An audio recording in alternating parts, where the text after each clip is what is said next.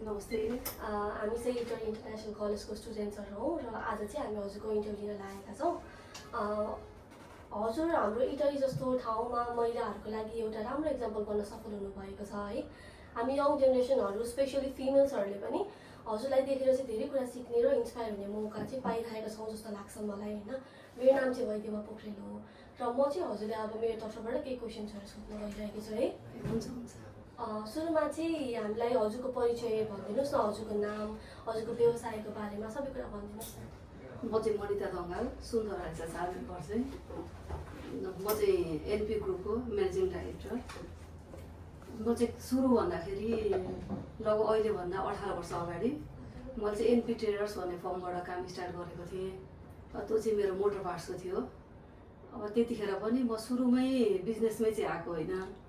अब स्टार्टमा चाहिँ पढ्दै थिएँ म पनि, बिहा गरेर पनि 2टा बच्चा भयो। त्यसपछि बच्चा सानै कलेज पढ्दै थिएँ, जनता कलेज। अनि यहाँ चाहिँ मोटर पार्ट्स गरौँ भनेर आफ्नै घरमा सुरु गरौँ न त भनेर स्टार्ट गरेको थिएँ। तर मान्छेले कुनै पनि कुरा जानेर गरिँदैन रहेछ भन्ने मलाई पनि अनुभव भएको छ। म बिजनेस लाइनबाट आएको होइन। त्यतिखेर मोटर पार्ट्स त गरेँ। अब गर्दै जाँदा कामले काम सिकाउने क्रममा अब त्यसमा म चाहिँ स्टार्टिङ भयो भने टाटा सिपर्टीको डिस्ट्रिब्युटर लिएरै काम गरेको थिएँ भनेर म्याक मोबिलको पनि डिस्ट्रिब्युटर लिएर काम गरेको थिएँ। त्यो पनि त्यतिखेरको टाइममा, अहिलेको टाइममा पनि टाटा सिपर्टीको डिस्ट्रिब्युटर लिएर गर्नु भनेको ठुलै कुरो थियो। त्यसमा पनि अब समयले पनि साथ दिनुपर्छ भन्ने पनि लाग्छ मलाई। राम्रै भयो, मैले गर्नु राम्रो थियो पार्ट्समा। त्यसपछि जोड्दै गाडी बनाउने पार्ट्स बेच्ने क्रममा गाडीहरूसँग कनेक्सन भयो। अब त्यसमा गाडी पनि लिउँ भनेर मैले एनपी ढुवानी भनेर त्यसमा गाडी पनि 20-25वटा गाडी पनि किनेर गाडी पनि चलाउने त्यसैमा जोडेँ। एउटा प्लस काम त्यही भयो। अब त्यो सँगै गर्दाखेरि त्यसलाई किन अरूको माल पठाउने, आफ्नै माल पनि पठाउन सकिन्छ भनेर अब के पठाउने भन्दा प्रायः यस्तो हिल साइडमा सिमेन्ट रडकै काम हुन्थ्यो। त्यो पनि आफै डिस्ट्रिब्युटर लिएर काम गर्न पनि सकिन्छ भनेर मैले जगदम्बा सिमेन्टबाट काम सुरु गरेको थिएँ। अब गर्दै जाँदा त्यसपछि अब नेपालकै सबैभन्दा ठुलो हुङ्सी सिमेन्ट खुल्यो। त्यसमा अब मैले सिमेन्टको काम गरिराखेकै हुनाले त्यसको पनि डिलर लिएर काम गरेँ। अब काम गर्दै जाँदा थपमा थप हुँदै गयो। अब अहिले 6-7वटा सानो कम्पनी चलाइरहेको छु। अबको दिनमा चाहिँ अब यत्रो दिन मैले गरेको अनुभवले गर्दा अब धेरै हाइड्रोहरूलाई पनि धेरै सप्लाई गरेँ। अब अहिलेको अरुण थर्ड भनेको नेपालकै सबैभन्दा ठुलो प्रोजेक्ट हो। त्यसमा अब अहिलेको हिसाबमा चाहिँ हामीले लगभग ठुलै भोल्युममा त्यहाँ सप्लाई गरिरहेछौँ। मैले अब आजसम्मको अनुभवमा जति हाइड्रोहरूसँग चिनजान भयो, उहाँहरूसँग कुराकानी गर्दै जाँदा अबको दिनमा चाहिँ आफै हाइड्रो खोलौँ भनेर सुरु गर्दैछु। अब त्यो पनि चाँडै स्टार्ट हुन्छ। त्योसँगै नेपालकै पहिलो यो इथनल फ्याक्ट्री पनि खोल्दैछु। त्यसको लागि पनि यही वर्षभित्रमा सुरु गर्ने मेरो प्लान छ। सो हजुरको यहाँसम्मको जर्नी चाहिँ कसरी स्टार्ट भयो हजुरले भन्नुभयो है। र हजुरले चाहिँ गर्दाखेरि चाहिँ यही फिल्डमा आउने आइडिया चाहिँ हजुरलाई कसरी आयो, यही फिल्ड चाहिँ गर्नु, अब अरू पनि फिल्डहरू केही चुज गर्न सकिन्थ्यो होला नि त। सो हजुरले चाहिँ यही फिल्डमा आऊँ भनेर चाहिँ किन सोच्नुभयो? अब यस्तो भयो, यो चाहिँ मैले सुरुमै स्टार्ट गर्दै हुन चाहिँ जेन्ट्सले गर्ने काम गरेँ होइन, लेडिजले गर्नेमा गइनँ म होइन।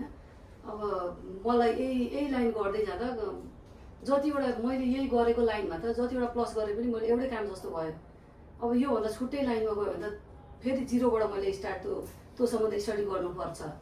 यो लाइन भनेको जुन गाडीको, सिमेन्टको, हाइड्रो यो भनेको एउटै लाइन जस्तो भयो क्या, काम त्यसमा कुनै पनि फरक छैन। त्यही भएर पनि भनौँ न कामले काम जोडिँदै जाँदै यही सजिलो भयो। अनि हजुरले सुरुमा स्टार्ट गर्दाखेरि चाहिँ अब यो फिल्डमा आउँदाखेरि चाहिँ हजुरले के च्यालेन्जेस र डिफिकल्टीहरू फेस गर्नुभयो? यसमा चाहिँ निकै नै च्यालेन्जिङहरू छ होइन। के भयो भने अब जस्तै मैले सबै प्रष्टै भन्नुपर्दा हाम्रो नेपालमा चाहिँ मैले गरेको बिजनेस सबै मारवाडीहरू अगाडि हुनुहुन्छ होइन। उहाँहरू जस्तै सिमेन्ट रडमा डिस्ट्रिब्युटरदेखि लिएर फ्याक्ट्रीहरू नै उहाँहरूकै छ। अब के हुन्छ भने हामी र उहाँहरूमा त्यो कास्टको फरक त भनेको होइन मैले, तर के फरक हुन्छ भने उहाँहरू मारवाडीले सपोर्ट गर्ने, हामी नेपालीलाई नगर्ने होइन। अब त्यो भएको कारणले गर्दाखेरि उहाँहरूले जस्तै उहाँहरूको उसलाई चाहिँ जति पनि सपोर्ट गर्ने एउटा ग्यारेन्टी बिना दिनुहुन्छ, चेक बिना दिनुहुन्छ भने हामीलाई चाहिँ ब्याङ्क ग्यारेन्टी नै चाहिने, एलसी नै चाहिने। ती कुराले गर्दा हामी त्यत्तिकै पनि अलिकति थोरै त महँगो पऱ्यो नि त। अब एलसी ब्याङ्क ग्यारेन्टी बनाउने कस्ट लाग्छ। अब त्यति गर्दा गर्दै पनि उहाँहरूलाई पनि च्यालेन्ज, उहाँहरूलाई पनि कम्पिटिसन गर्न फ्याक्ट्री उहाँहरूको भए पनि एनपीसँग चाहिँ हामीले कम्पिटिसन गरेर दिनुपर्छ भन्ने चाहिँ मैले बनाएको थिएँ। किनभने जुन प्रोजेक्टलाई माल दिन्थेँ त्यहाँ दिँदा चाहिँ मलाई पहिले सोधेर कति दिन सक्नुहुन्छ भनेर उहाँहरूले पाउनुहुन्थ्यो क्या। बट त्यसपछि भनेको त्यसपछि फ्याक्ट्रीले पाउँथ्यो। अब मैले सपोर्ट पनि पाएको थियो भने च्यालेन्जिङ पनि थियो, दुइटै थियो। सो त्यो जुन च्यालेन्जेसहरू फेस गरेँ भनेर भन्नुभयो, त्यो च्यालेन्जेसहरूलाई हजुरले अब ओभरकम गर्नलाई चाहिँ के गर्नुभयो? त्यसलाई चाहिँ गर्न अरू त केही परेन, हामीले अलिकति महँगोमा पऱ्यौँ भन्ने मात्रै हो, कस्ट बढी लाग्यो। तर हामीले जुन तरिकाले मैले सप्लाई गरेँ, अब डाइरेक्ट फ्याक्ट्रीले गर्दाखेरि उहाँहरू आफै त पुग्नुहुन्न थियो नि त, हाइड्रोसम्म पुग्नुहुन्न थियो, सप्लाईसँग पुग्नु थियो। हामी डाइरेक्ट पुग्यौँ, उहाँहरूसँग डाइरेक्ट कनेक्सन भएको हुनाले पनि अलिक सहज भयो। अनि आजको दिनसम्मको जुन हजुरहरूको यो सक्सेस भयो होइन, यो सबैमा चाहिँ सबैभन्दा बढी इम्पोर्टेन्ट हजुरको यो बिजनेसको टर्निङ पोइन्ट चाहिँ के थियो त? अब बिजनेस चलिराख्दाखेरि एकदम टर्निङ पोइन्ट आएर हजुरहरूको एकदम सक्सेस र ग्रोथ भएको चाहिँ एउटा टर्निङ पोइन्ट चाहिँ कहिले थियो, कस्तो थियो त्यो भनिदिनुहोस् न। टर्निङ पोइन्ट भनेको चाहिँ हामीले मोटर पार्ट्सबाट यो सिमेन्ट लाइनमा छिर्नु नै टर्निङ पोइन्ट थियो। त्यहीबाट हामी यतापट्टि लाग्यौँ जस्तो लाग्छ मलाई। ठिक छ नि। अनि हजुरले आफ्नो टिम र इम्प्लोइजहरूलाई चाहिँ कसरी म्यानेज गरिराख्नु भएको छ अहिलेसम्म? अब जति पनि स्टाफहरू हुनुहुन्छ होइन, उहाँलाई चाहिँ कुन तरिकाले हजुर ह्यान्डल गर्नुहुन्छ? अब त्यो चाहिँ मैले एउटा सिस्टम बनाइदिने हो होइन, सिस्टममा उहाँहरूले आफै काम गरिराख्नु भएको छ। मेरो टिम चाहिँ सुरुदेखि नै अहिलेसम्मकै बढी चाहिँ लेडिज नै पनि छ, मैले लेडिजले गरेको कारणले गर्दा अब मैले त्यो हेर्नु परेको छैन, एकदम राम्रो हुन्छ। यो सबै हाम्रो टिमकै कारणले पनि यहाँसम्म पुगेको हो। हुन्छ। नमस्ते, मेरो नाम मोहित अग्रवाल। हजुरले आफ्नो लिडरसिप स्टाइल कसरी डिस्क्राइब गर्नुहुन्छ? मैले चाहिँ कसरी गर्छु भने जति पनि मेरो टिम छ होइन, टिमलाई मैले एउटा सिस्टम बनाइदिएको छु। अब यसरी यसरी गर्ने, जस्तै एउटा एकाउन्टेन्टको त्यही छ होइन, अब बिलिङ गर्नेको बिलिङको ठाउँमा हुन्छ। उहाँहरूलाई एउटा मेरो कम्पनीको जे सिस्टम छ त्यसमा यसरी गर्ने भनेर सबैलाई भनेको छु। त्यही टाइपले उहाँहरू सल्भ गर्छ, यसरी गरेको छु। अनि इम्प्लोइजलाई मोटिभेट गर्न हजुरले के कुराहरू फलो गर्नुहुन्छ? मैले चाहिँ उहाँहरूलाई जस्तै टाइममा, जस्तै उहाँहरूको बर्थडेमा होइन, बर्थडे पनि सेलिब्रेसन गरिदिने। अब कुनै पनि एउटा मैले एउटा उनीहरूलाई मन्थली टार्गेट दिएको हुन्छ, जस्तै मार्केटिङ हेरेर सेल्स हेडदेखि सबै एउटा टिम बनाइदिएको छु, छुट्टै छ। उहाँहरूको टार्गेट पुरा भयो भने उहाँहरूलाई अब के गर्ने भनेर कति % प्लस गर्ने हुन्छ कि केही दिएर हुन्छ कि एउटा प्रोग्राम गरेर त्यसरी गर्ने गरेछ। टिममा कुनै पनि प्रब्लम, मिसअन्डरस्ट्यान्डिङ या कन्फ्लिक्ट आयो भने हजुरले कसरी ह्यान्डल गर्नुहुन्छ? अब टिममा कुनै पनि प्रब्लम आयो भने म चाहिँ मेरो अनुभव चाहिँ आउँछ होइन, त्यो एउटा टिम भइसकेपछि यस्तो प्रब्लमहरू आइरहेको छ।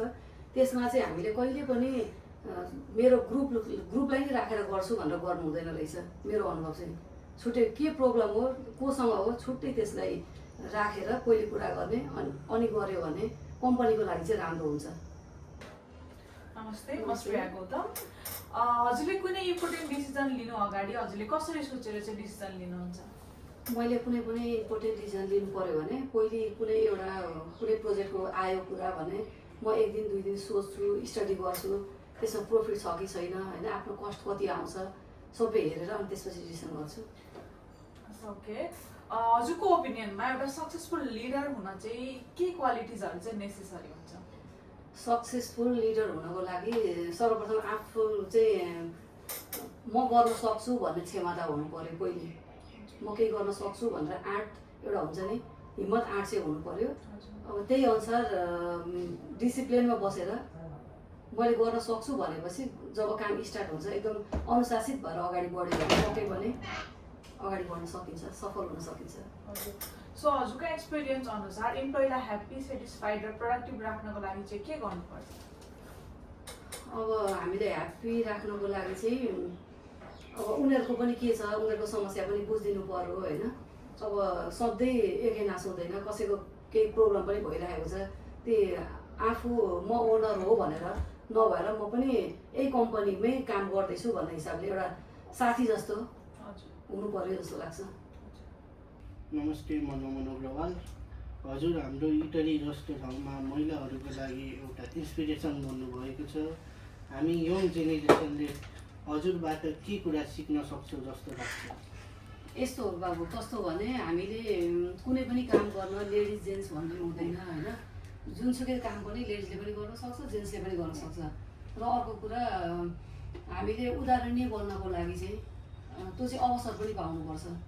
हाम्रो के छ भने नेपाली समाजमा लेडिज भन्ने बित्तिकै जन्मिने बित्तिकै अलिकति घरहरू हेर्ने भन्ने गरिन्छ भने जेन्ट्सलाई चाहिँ घरभित्र पस्नु हुँदैन, बाहिर गर्ने भनेर छुट्याइएको छ। पहिलो एक नम्बरमा त्यो दिमागबाट त्यो चिज हटाउनु पर्यो। लेडिज र जेन्ट्स बराबर दुइटैले पढ्नुपर्छ, दुइटैले जे काम पनि गर्न सक्छ भन्ने हामीले पहिले त्यो मानसिकता राख्नु पर्यो। र हामी लेडिजले पनि जेन्ट्सले पनि इच्छा शक्ति हुनु पर्यो। मैले चाहिँ जे यो काम गर्न सक्छु भनेर एकदम अनुशासित भएर अगाडि बढ्यो भने पक्कै पनि सबैजना उदाहरणीय बढ्न सकिन्छ। र यसमा जेन्ट्सले पनि प्रत्येक घरमा तब आमा दिदी बहिनी हुनुहुन्छ, उहाँहरूले चाहिँ सपोर्ट गर्नु पर्यो। तपाईँहरूले पनि हामी जस्तै हामीभन्दा धेरै गर्न सक्नुहुन्छ भनेर उहाँहरूलाई पनि हौसला दिनु पर्यो र अवसर पनि दिनु पर्यो।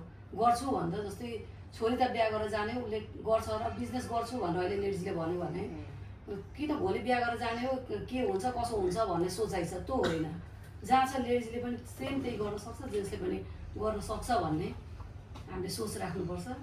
अनि सबै राम्रो भइहाल्छ, ठिक हुन्छ, उदाहरणीय बनिन्छ। धन्यवाद। नमस्ते, म प्रसन्न। फ्युचरमा लिडर बन्न चाहनुहुने युथहरूलाई हजुरले के एडभाइस दिनुहुन्छ?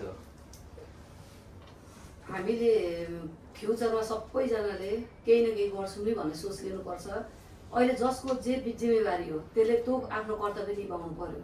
जस्तै स्टुडेन्टको जिम्मेवारी के हो, स्टुडेन्टले गर्नुपर्ने के हो भन्दा पढ्ने हो। उहाँले अहिले राम्रोसँग पढ्नु पर्यो। अब पढेर उग्रेको टाइममा हामीले यताउता साथीभाइलाई भनेको यसो भेट्ने हाइलो मात्रै हो। आफूले घरमा बिजनेस गर्ने हुन्छ, केही न केही त गर्ने नै हुन्छ। उहाँहरूलाई घर परिवारलाई बरु सपोर्ट गर्ने, सहयोग गर्ने, साथै मेन काम भनेको चाहिँ पढाइमा ध्यान दिनु पर्यो। र पढाइमा राम्रोसँगले मिहिनेत गरेर अगाडि बढ्यो भने पक्कै पनि फ्युचरमा अगाडि बढ्न सकिन्छ, सजिलो हुन्छ।